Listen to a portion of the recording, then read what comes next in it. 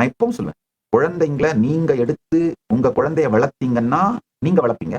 நீங்க சும்மா விட்டுட்டீங்கன்னா social media, TV, cinema அந்த குழந்தைங்க யார் கூட இருக்குதுங்களோ அவங்க வளர்ப்பாங்க. அவ்வளவுதான். நல்லா புரிஞ்சுக்கோங்க. குழந்தைக்கு டிவைஸ் குடுக்காதீங்கன்னு நான் சொல்லல.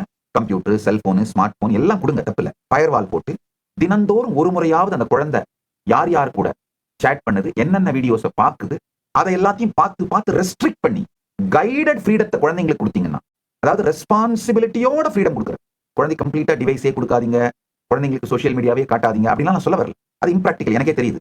ஆனால் தினந்தோறும் 1/2 மணி நேரமோ இல்ல 1 மணி நேரமோ செலவு பண்ணி உங்க குழந்தையோட ஹிஸ்டரிய பார்க்கணும். அதாவது அந்த சாட் ஹிஸ்டரி, அந்த குழந்தை பார்த்த வீடியோஸ் ஹிஸ்டரி எல்லாத்தையும் பார்க்கணும். இல்ல கண்ட்ரோலியா சாஃப்ட்வேர்ஸ் இப்பலாம் வந்துருச்சு. உங்க குழந்தை என்ன பண்ணுதோ உங்க டிவைஸ்ல உங்களால மானிட்டர் பண்ணிட்டே இருக்க முடியும். அந்த மாதிரி அது ஏதாவது தப்பு பண்ணுதுன்னா, ஃபயர்வால தாண்டி போகுதுன்னா, ஒரு தவறான விஷயங்களுக்குள்ள போகுதுன்னா உங்களுக்கு உடனே ரெட் அலர்ட் வரும். அந்த மாதிரி ஏஐ டூல்ஸ் வந்துருச்சு, ஏஐ எம்பவர் டூல்ஸ் வந்துருச்சு. இந்த மாதிரி சிங்க் பண்ணிட்டு குழந்தைங்களுக்கு கொடுங்க. இதெல்லாம் பண்றது எனக்கு டைம் இல்ல சாமி, இந்த மாதிரிலாம் குழந்தை வளர்க்க முடியாது சாமி, அப்ப ஏன் பெத்தீங்க? இந்த காலகட்டத்துல இந்த மாதிரி ரெஸ்பான்சிபிலிட்டியோட ஃப்ரீடம் கொடுத்து அந்த குழந்தைங்களுக்கே ரெஸ்பான்சிபிலிட்டி வந்த பிறகு மொத்த ஃப்ரீடத்தையும் கொடுத்துருங்க.